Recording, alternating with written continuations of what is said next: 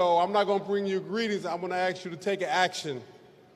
You know, Joe Madison is today's speaker, and he is a legend not only in the city of Detroit and on Sirius Radio, he's been a legend on broadcast media for a while.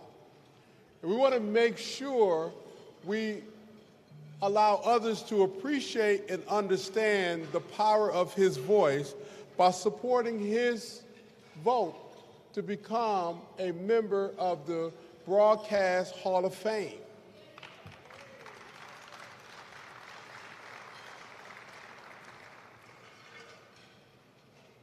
In order to be inducted to the National Radio Hall of Fame, one must be nominated. In order to get nominated, the listeners from across the country must vote. So if you would take out your cell phone and help us send Joe to the Hall of Fame. You got your cell phones out? You have your text message box open? I want you to text the message 50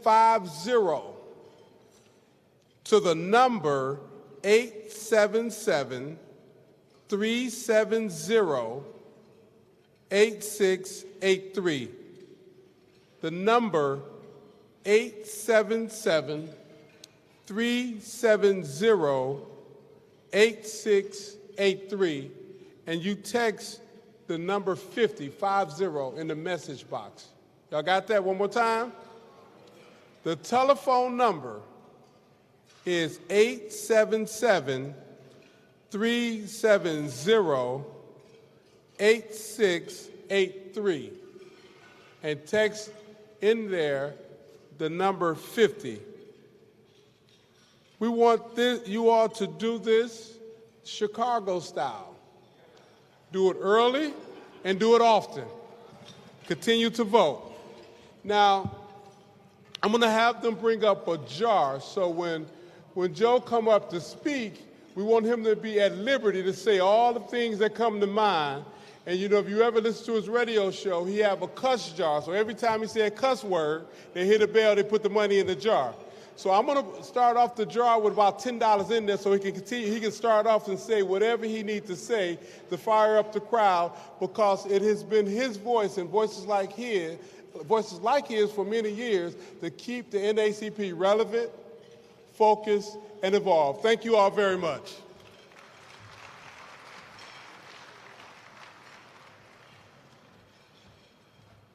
Thank you, Mr. President.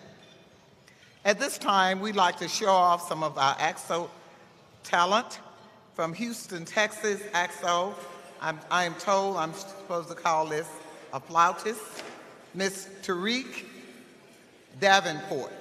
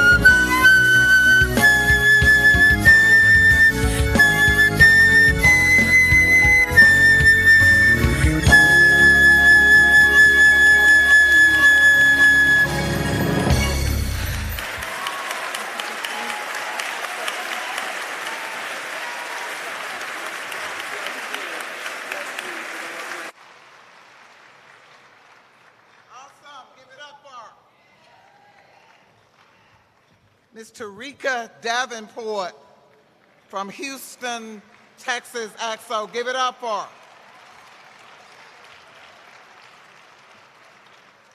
We are so very, very proud of all of our young people and those with wonderful talent that go on to do great things. We ask the Lord to bless them real good. I know you're already eating, but I've not eaten. So at this time, I'm going to ask Convention Planning Chair, Mr. Mike Turner, if he will come up and introduce the speaker, and then we'll say the lunch is officially being served because I'm going to have mine. And then after we finish, then we'll have our wonderful speaker, Mr. Joe Madison. Come on, Mike. No, you come on.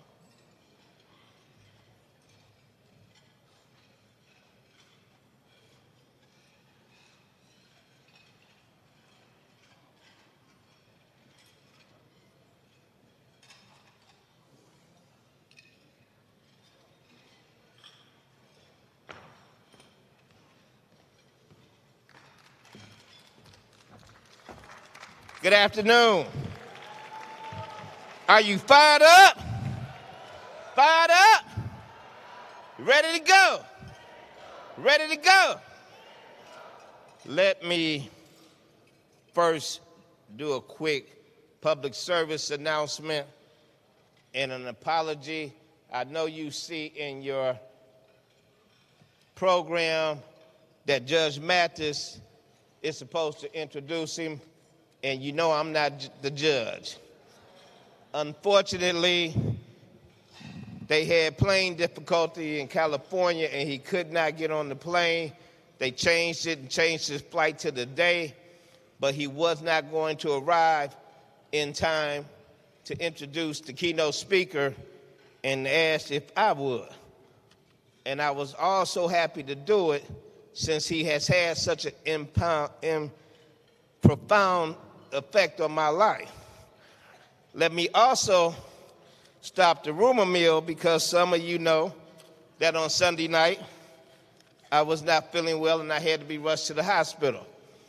But I was not taken out on a stretcher by way of ambulance. I walked out, got into a car, and went to the hospital as they instructed me to. But after 24 hours of observation, I did not have a heart attack. I did not have a stroke. To God be the glory. But they did tell me something's wrong with your equilibrium and you need to go home and rest. So my agreement to the chairman of the board and the president is that I will reduce my convention schedule, but I'm coming to this luncheon to introduce Joe Madison, and then I'm going back to my room. Now, they gave me a list of things to say about Joe Madison, but anybody in here who don't know Joe Madison been living on the rock for the last 30 years. And so I apologize because I'm not going to read what they gave me because I'm going to tell you about the man who has made an profound effect on my life. I was 18 years old at the University of Indiana trying to figure it out. And my father, when I graduated from high school, he said, you got two choices. You go to college or you get out of my house. So I decided I'm going to college. But when I got up there, Rosalind, I was having trouble and didn't want to go to class. So I came home. And so my godparents sat me down and said, boy, yeah, they were the only ones who could constantly call me boy. You got to figure this out. And so my father went to a young, dynamic man named Joe Madison who had just came to the national office by way of the 24 years old as executive director of the biggest branch in the association, that being Detroit, and took on the job as National Voter Participation Director. And he said, we're going to go across the country and register people to vote and raise memberships for the NAACP. And so my father told Joe, he said, Joe, take that boy with you, because he confused. And I was. And I went across the country with Joe Madison, re-registered hundreds of thousands of people to vote, and we raised thousands of membership for the NAACP, and it told me that I was no longer confused. I knew I wanted to make a commitment to the NAACP, and I wanted to be an activist. And so I went, after that drive across the country, Chairman Russell, I came back home, and I registered at Wayne State University, and after a few years, I ain't gonna tell you how many, I actually got a degree. And I have spent the last 40 years being a social justice advocate for the NAACP, all because of Joe Madison. And then right here in Detroit in 1989, the board of directors created a seat to the national board by way of the delegates. Joe Madison, who ain't scared of nothing or nobody, have been stepping on toes at the NAACP and said, I'm going to stop being staff and I'm going to run for the board. And it was here in Detroit, Michigan in 1989 that Joe Madison became the first member elected by the delegates at the convention to the seat that we have to the board of directors. And that confused kid he took across the country, why? Was his campaign manager. And I ran his campaign every year after that until he decided he no longer wanted to be on the board. We know Joan as the Black Eagle. When I tell you he ain't scared of nobody, he has taken on big city mayors. When he was in Detroit, he took on Coleman Young. Now I tell you, I would have ran through a fire with gasoline drawers on before I took on Coleman Young. That was one man I was scared of, not Joe Madison. He has taken on leadership all around this country, big city mayors, big-time elected officials, big in corporate America, and yes, even presidents of the United States. We raised him here in the NAACP. He ain't scared of nothing. He ain't scared to step on your toe. And there's one Negro who will tell it like he is. Delegates, ladies and gentlemen, please give our own NAACP, the Black Eagle, Joe Madison, a warm welcome.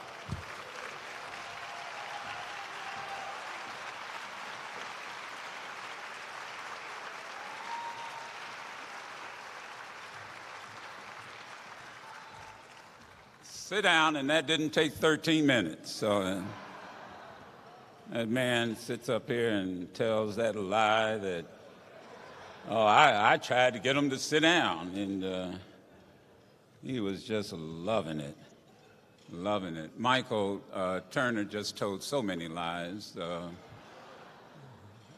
First of all, Michael, it was in Baltimore, not Detroit. Everything happens in Detroit. I mean, it just is the way it is. One of the things I'm going to do before I get on script, and forgive me if I don't acknowledge all the people that I see, that I know, because if I did, it would just take up the entire amount of time.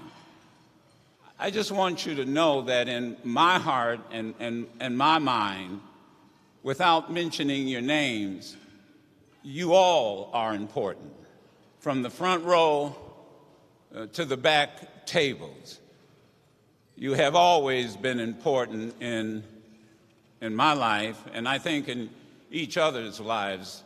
You know, we in the NAACP, we fight, we argue, but we love each other like a family.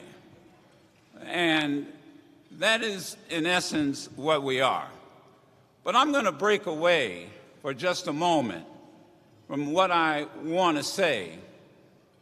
You saw a young lady who is part of ACTSO. And I remember when ACTSO got started by Vernon Jarrett. Vernon Jarrett said, he said, you know, you could go to any high school and every student or teacher would tell you the name if you asked who was the top football player, who was the top basketball player. And if you asked who was the smartest student or the straight A student, most in the school would not be able to tell you. And he felt that there needed to be an Olympics, the academic, cultural, technological, scientific Olympics, to acknowledge these brilliant young people. We've had, whether you recognize it or know it or not, Alicia Keys has been an AXO participant. Anthony Anderson, Laura Hill, Jada Pinkett Smith, all came through the NAACP AXO. And that's just the entertainers.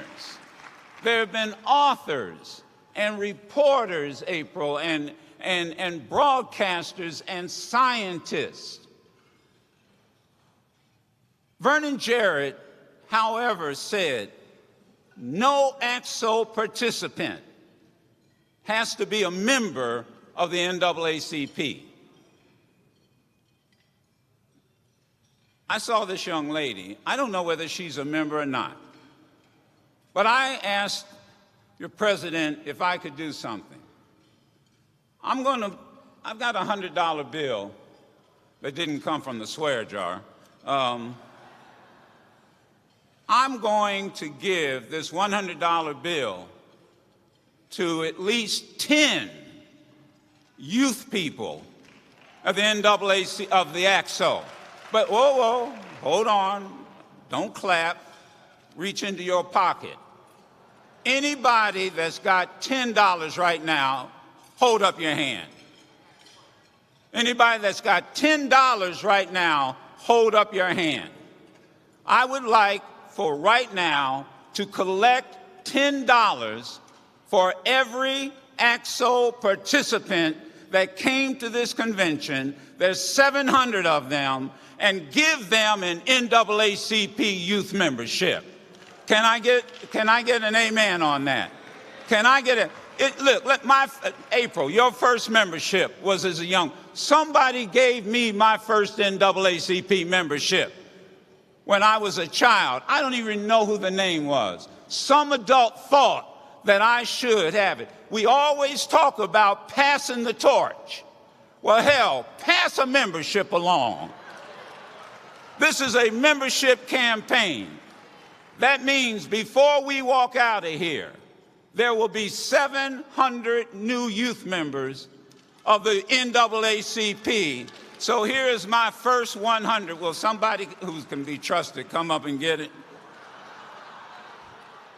Oh, all right. Who are you? Oh, okay. That's Jackie from membership. Everybody, just let Jackie, somebody help Jackie get these $10 while I move on. Now, let me say something. Leon Russell and Derek and Michael, we spent a whole lot of time together. We've been on many a trip. Some time ago, I was on a trip with these three. It's very interesting when it was a small plane, and we were the only 4 black folk on the plane. Everybody else, different nationality. Pilot came on the speaker and said the plane was losing altitude. We're going to have to start throwing baggage off to see if we can maintain the altitude. I'll get back with you later. He came back about 20 minutes later and said, we're still losing altitude, and we've thrown everything off the plane we can. So we're going to have to start throwing people off. But we're going to do this in a fair and honest way, so we're going to do it in alphabetical order. So will all African Americans please raise your hand? Leon Russell was the first one on the plane. Raised his hand. I said, Leon, will you please put your hand down? And pilot came back, looked around. All right, well then we'll just go to the beads. So all you black folk, raise your hand. And Michael stuck his hand up. He's young, he doesn't know any better. Michael, put your hand down. And then the pilot said, all right, well, no problem. We're going to go to the C's. So will all colored people. And Derek pulled out his NAACP card. Derek put that card back in. So Derek, Leon, Michael said, well, Joe, if we're not African Americans and we're not black and we're not colored, then what are we? I said, brothers, today we are Zulus.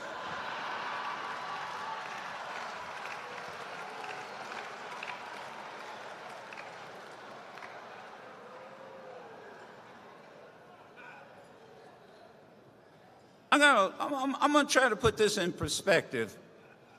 I got a letter from my daughter when she was a freshman in college. She had to go away to college, even though we only lived about 5 miles from the University of Maryland. But she needed that on-campus experience. So she decided to live in a dormitory. Didn't hear from her for an entire semester. This is before social media, before tweets, before Instagram, before text messaging. I got a letter. Dear Dad, since I left for college, I've been remiss in writing, and I'm sorry for my thoughtlessness and not having written before. I'll bring you up to date, but before you read on, please sit down. You are not to read any further unless you're sitting down, okay? Well then, Dad, I'm getting along pretty well now. The skull fracture and concussion I got when I jumped out the window of my dormitory when it caught fire shortly after my arrival here is pretty well healed now.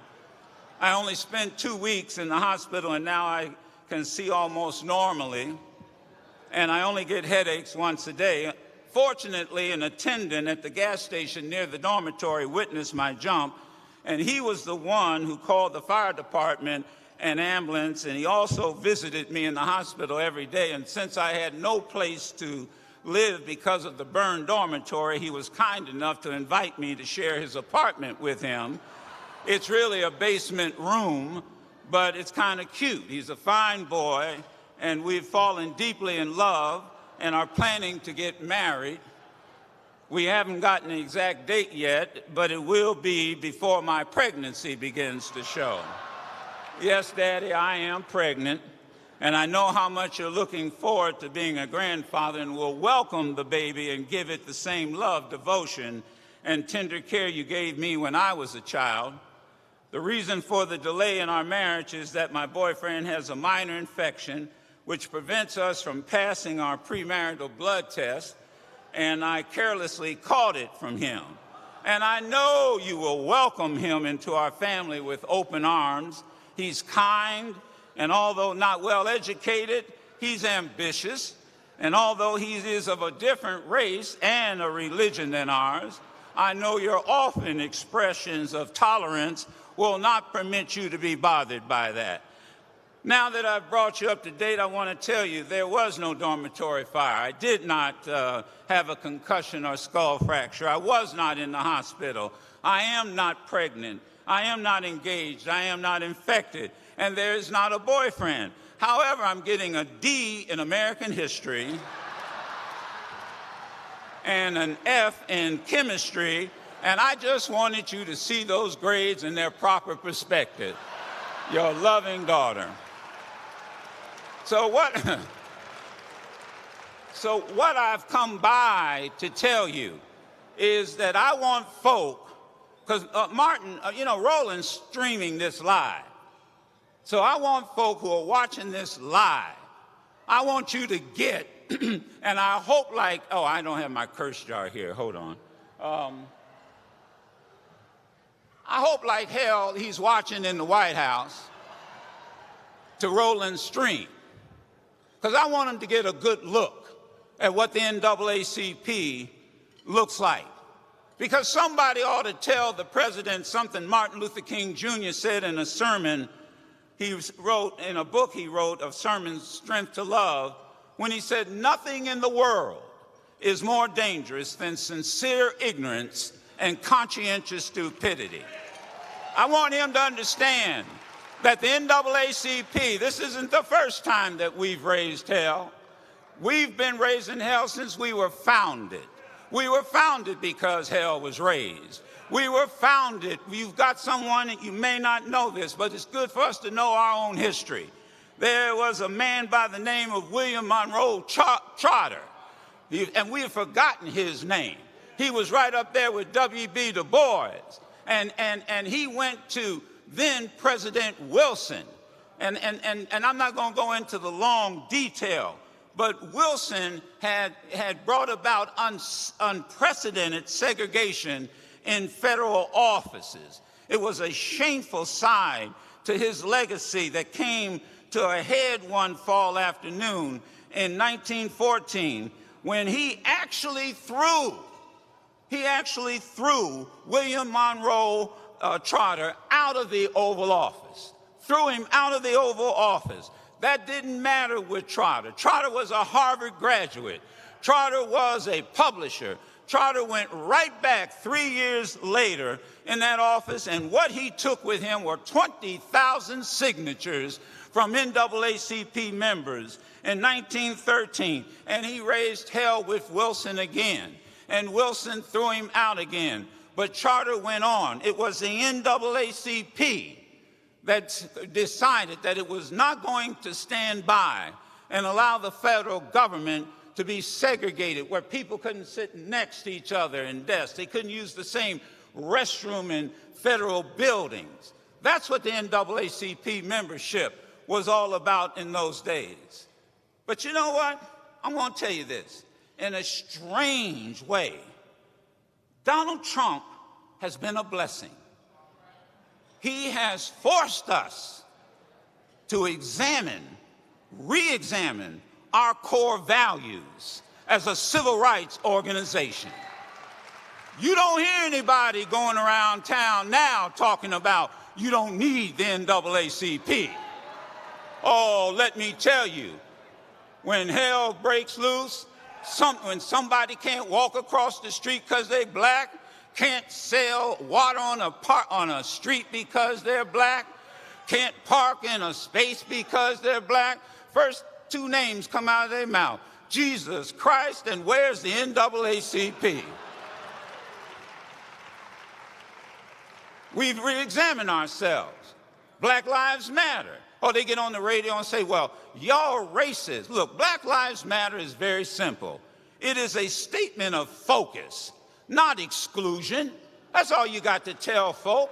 We know all lives matter, but when women say things matter, we focus on women issues. When Jewish people say things matter, we focus on Jewish issues.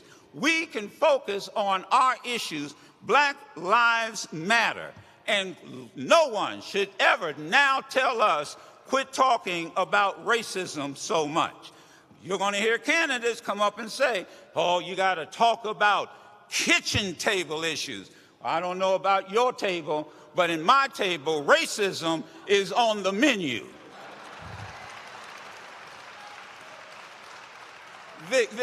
Look, victims of hate crime, suspensions and expulsions from schools, gentrification and lack of affordable housing, conservative push for federal judges that are being stacked by the United States Senate.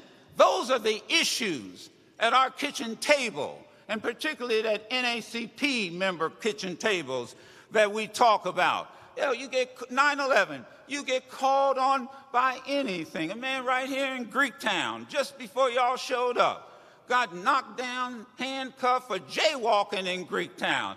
The street is no wider than this aisle. He just walked. Matter of fact, when you walk out of the restaurant and take 3 steps, you're in the middle of the street. And the reality is you can't do nothing. Look what happened to Eric Gardner. He was selling cigarettes.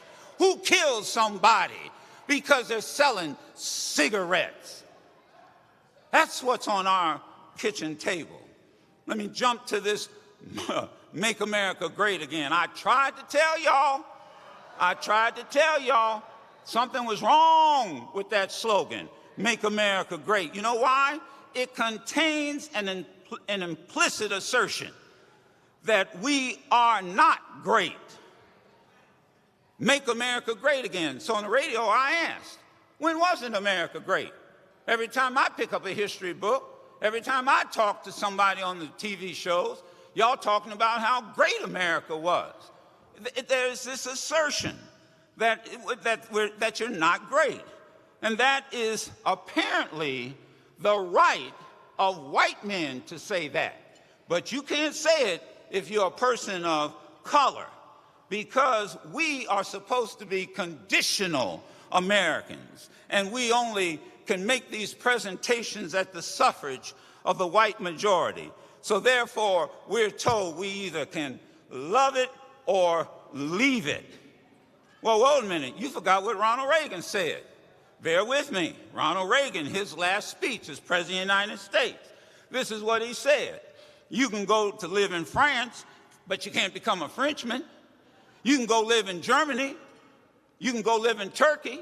You can go live in Japan, but you cannot become a German, a Turk, or a Japanese. But anyone who comes to the United States of America from anywhere on the planet can become an American. That's why we lead the world. That's why we're unique among nations, because we come from every country and every corner of the world. Now, don't get me wrong. We've had a long and ugly history of white supremacy in this country, ranging from Jim Crow laws to keep African Americans down to keep non-Europeans out. But you realize what the president did? He actually broke the law when he said they can go back. Now understand, wherever you work, if your boss or your colleague got upset with you and told you to go back where you came from, go back to the country you came from, according to the EEOC regulations, if you were coming from anyone, if that was coming from anyone else in any other workplace, it would be unlawful and they would have a discrimination lawsuit. In other words, we have a right as Americans to criticize our government. The preambles of the Constitution makes no claims to having formed a perfect union, but speaks of working towards a more perfect union, and that work does not end. Mr. President, or as I call him on my show, Slick, let me make something.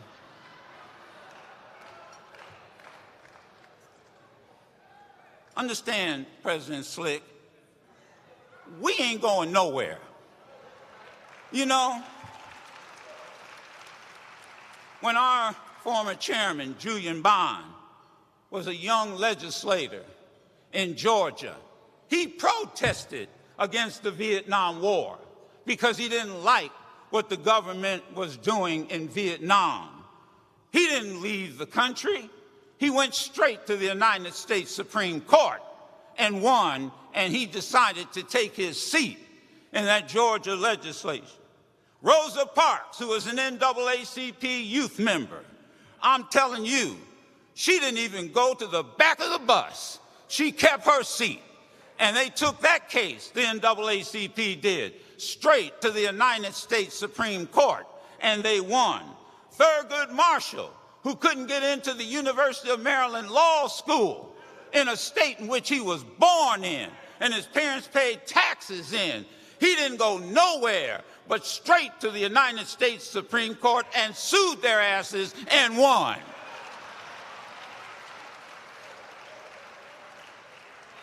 That's what the NAACP membership is all about.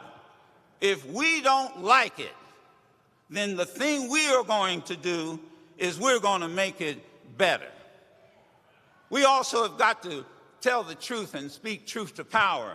Congresswoman Maloney, I don't know if you are familiar with her, but she issued a report criticizing the president's economic report, and he cherry-picked certain facts.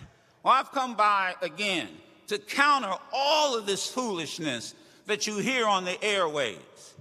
The report that the president, he issued, that President Slick put out there, Slick claims full credit for economic conditions mostly inherited from President Obama. Now follow me. And at the time of President Trump's inauguration, the unemployment rate was, what do you think it was at the time? 4.7% and going down, trending down. The economy had added 76 straight months. And moreover, the average monthly job growth during the last 2 years of Obama's administration was stronger than the first 2 years of Slick's administration. And even so, President Slick claims that he has achieved an economic turnaround. And April, when these candidates come in tomorrow, I'm going to tell you something they didn't ask them in the last debate. How many of y'all going to support the anti-lynching bill? Huh? See, I'm serious. Do you know that the anti-lynching bill, they've introduced it 200 times, and it was the NAACP that started it. There's this iconic photograph of the NAACP's headquarters with the flag saying an American was lynched today. 200 times they've tried to pass an anti-lynching bill. And I'm saying to you, every candidate that wants to be president of the United States better answer that question, and I know April is going to ask them. And now I'm going to talk to the preachers for a moment. I ain't a preacher, but I don't understand them. I don't understand how they can deal with a man who talks about grabbing women by their private parts. Who else knows what he said and done? And Trump the other day actually ordered the Vice President of the United States to find a passage. Y'all got time? Am I all right? Okay. To find a passage in the Bible where Jesus tells people to get the hell out. Oh, I'm not kidding you. Well, I didn't go to seminary, but I went to Sunday school.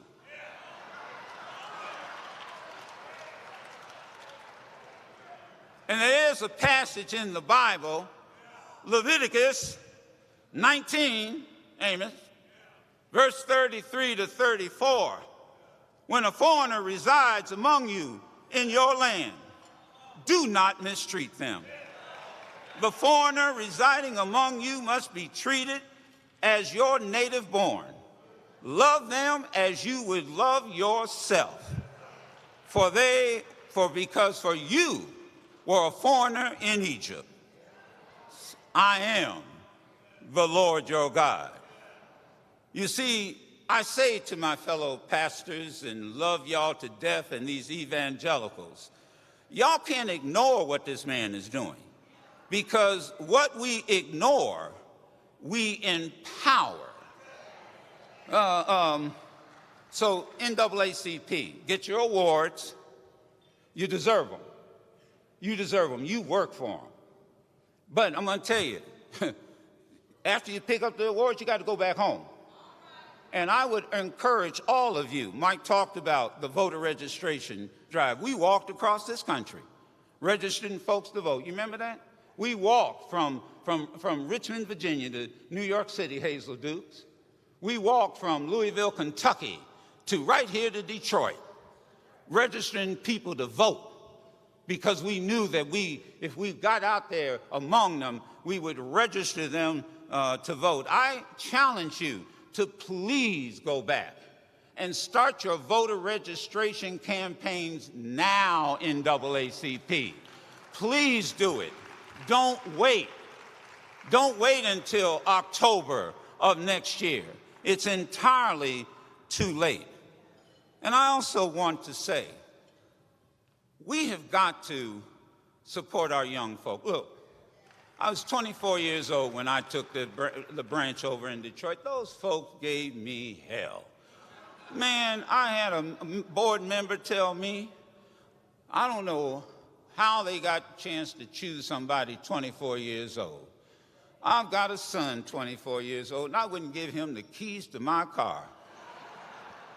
But we're going to give you a chance. That was Tom Turner who selected me, your father.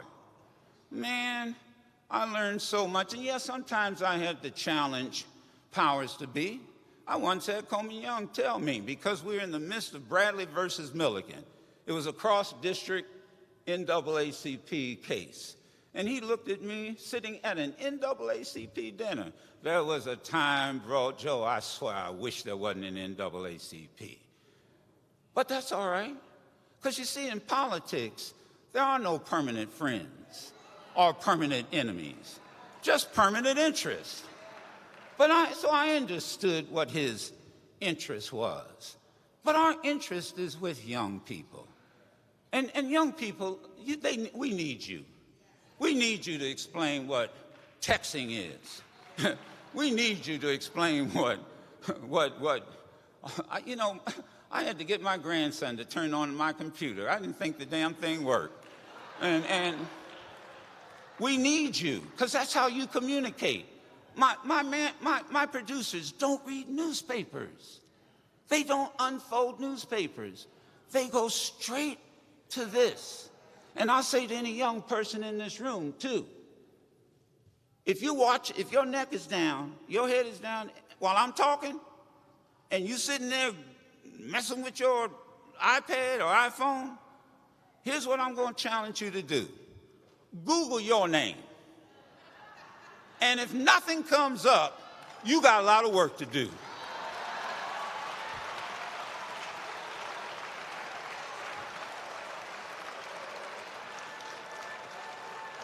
And I'm going to say this, too.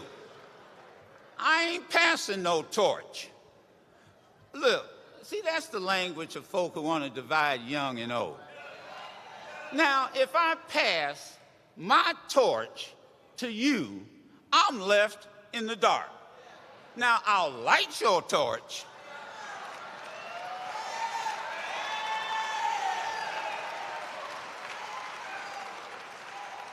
Hey, like Tom Turner lit mine. Hey, like Marcellus Ivory lit mine. Like Benjamin Hooks lit mine. I'll light your torch, and then we both can move forward. Because sometimes you need old folk to show you the way. And then we also have to be sincere. There's some young black folks suffering just a few miles from here. They have decided to give up. And we got to figure out how to reach them. I'm going to make a confession. I had a major drug problem when I was a child. I was drugged to church every Sunday morning. I was drugged to weddings and funerals. I was drugged to family reunions and community socials, no matter what the weather.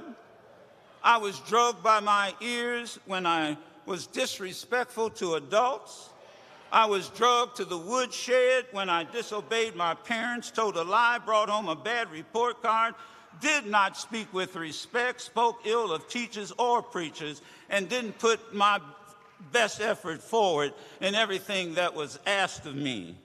I was drugged to pull weeds out of my grandmother's garden and cockerburrows out of my father's vegetable gardens.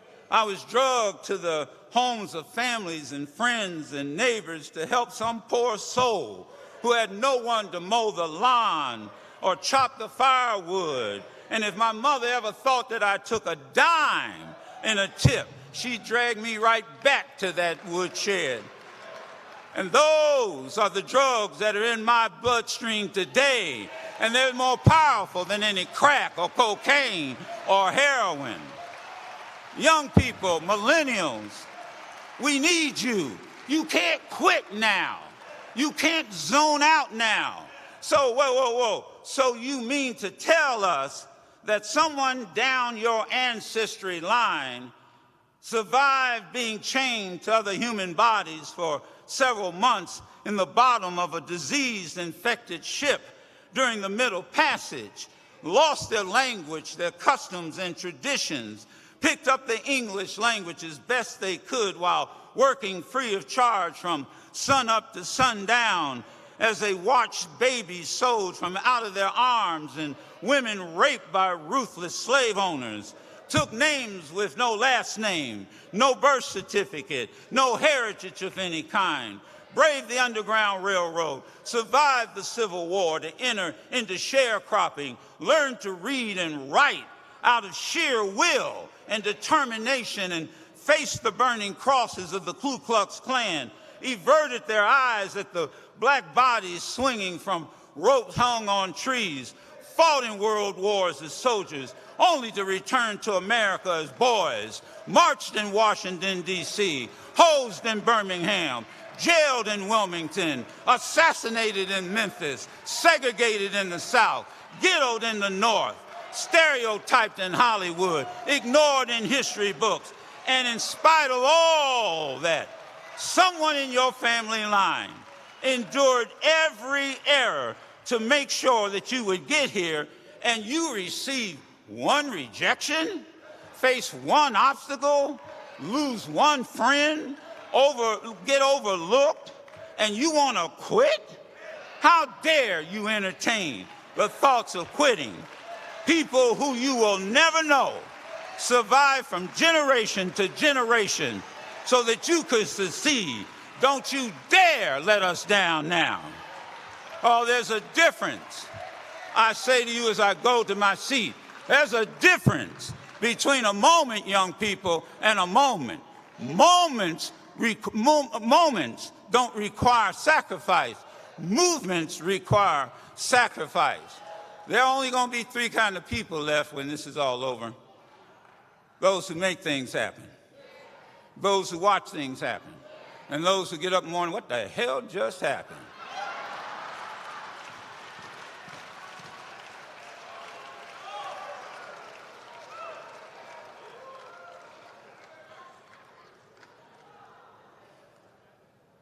If you had to reinvent the NAACP today, Derek, do you know, Ben Hook said this one time, that it would probably cost $1 billion.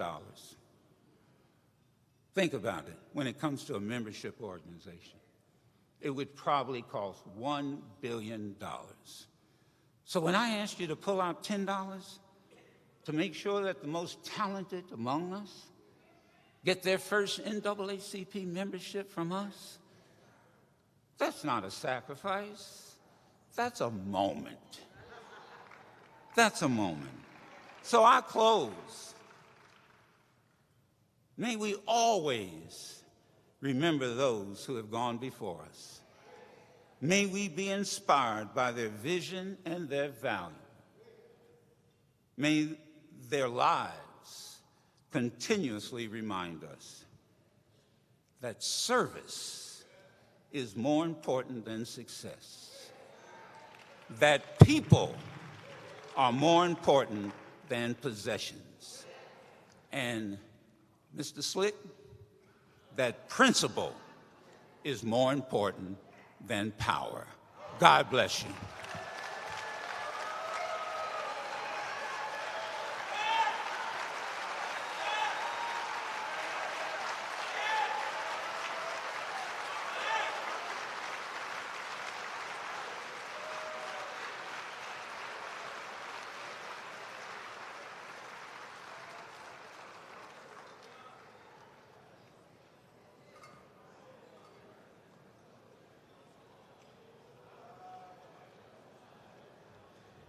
Give it up for the awesome, phenomenal Mr. Joe Madison.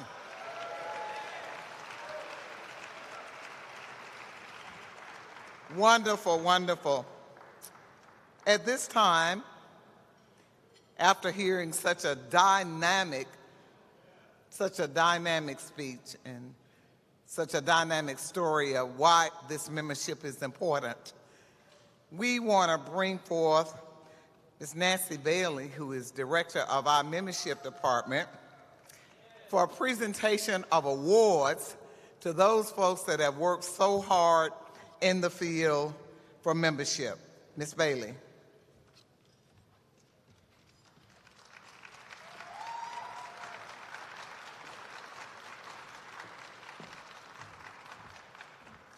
Good afternoon. Thank you for